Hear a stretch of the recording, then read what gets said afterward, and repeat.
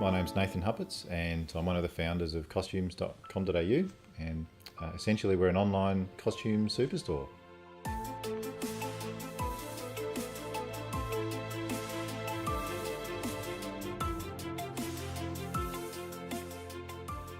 We're an online pure play retailer. We don't have any physical shop front at all. We warehouse all of our stock in Melbourne, Australia, and most of our sales come from our website.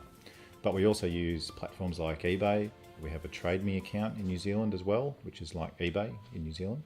And we also do other marketing on Google. So we buy some advertising on Google. We use some shopping comparison websites, and we use Facebook as well. Designing a great website is a real challenge, especially because we have such a huge range of product, and we have everything from pet costumes through to accessories like knives and swords. We have adult costumes, plus size costumes. We've got hundreds of brands, different manufacturers, different sizing. So a lot of thought goes into how we design our website to make it easy for customers to navigate and find the right product quickly. We want our website to be enjoyable to use. We want customers to feel comfortable. We want them to trust who we are, that we'll deliver on our promise to them as a customer. We really spent a lot of time designing the site primarily for a customer. We want the customer experience to be as great as it can be. Our branding is really important too. We purchased costumes.com.au domain name a while ago, and we lean a lot on that brand, and that brand's pretty powerful in the market, and we're going to work hard at building that brand. I think once you set up a website, it can be a constant evolution if you want it to be. When you're a small business, your website can be set up fairly quickly and fairly easily, and I wouldn't recommend someone who's just started out spend an inordinate amount of time trying to optimize their cart and checkout process when they maybe only have 2 or 3 sales a day. When you get to a business the size of ours, when we're doing many hundreds of orders a day, yes, it becomes quite important to look at how to convert those customers into sales and how to make sure they then come back and enjoy the process.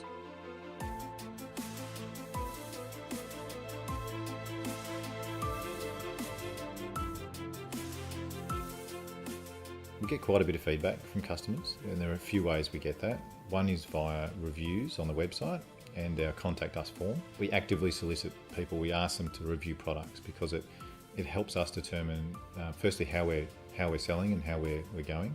It tells us if a product wasn't up to a customer's expectation. Maybe it was a price value question, or maybe it was a quality issue.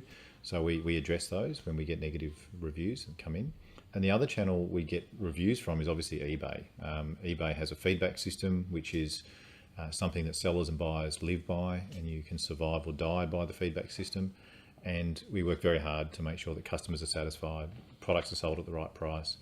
If we get a neutral or negative feedback, we actively manage and deal with that, because we're a seller that wants to provide great service. So we've been doing that a long time on eBay, and we're quite good at managing that, and we know how important it is to an eBay business.